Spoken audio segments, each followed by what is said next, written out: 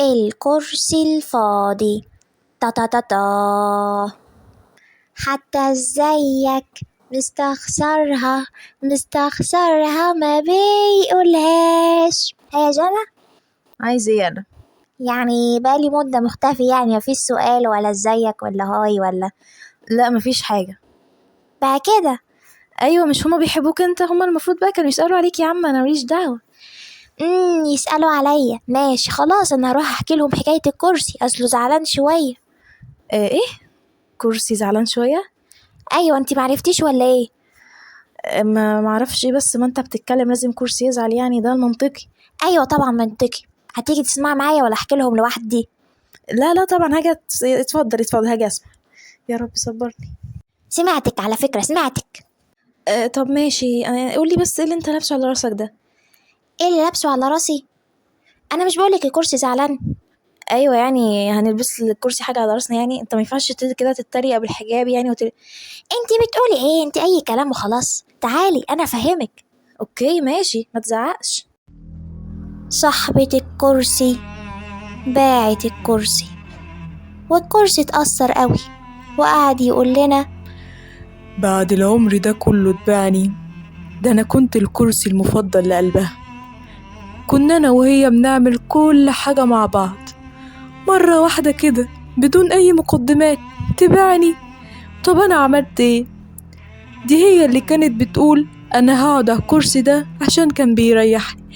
أنا كنت بقاوم، بتألم من شدة الوجع إن أنا رجلي عايزة تتصلح وما كانتش بتصلحني، وأنا أقول لأ دي بتحبني، أنا ما ينفعش أخذلها أبدا. وفي الآخر هي اللي خذلتني.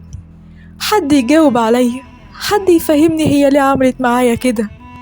قعدنا نقوله: جايز اللي بيحبك النهاردة يكرهك بكرة، واللي بيكرهك النهاردة جايز يحبك بكرة. يا ابني مش يمكن كانت تكون عايزة قرشين ولا حاجة وقالت تبيعك وتاخد قرشين؟ هو يقول تبعني برضو؟ مفروض تعرفني أنا قصرت معاها في إيه؟ أنا عملت إيه لكل ده؟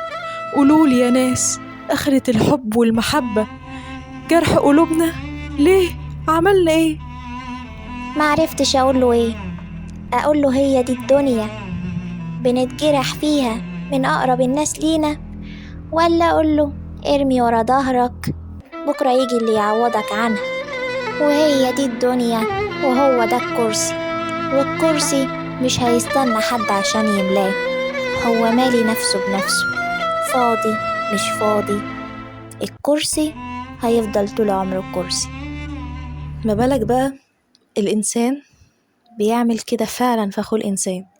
ياه، بس أكيد يعني بتقدموا لبعض مقدمات. والله لا مقدمات ولا نهايات. يعني ايه؟ احكيلي كده.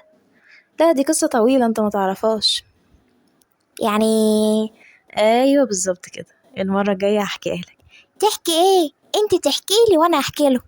هو انت لسانك ده مفيش فايدة ابدا فيه، يعني تقول حكم وتيجي عندي وتقف ستوب. بهزر معاك يا جنجون، فرفش كده. كه ماشي هعديها لك، اختم يلا. وتوتة توتت ايه يا ابني، انا اللي اقول.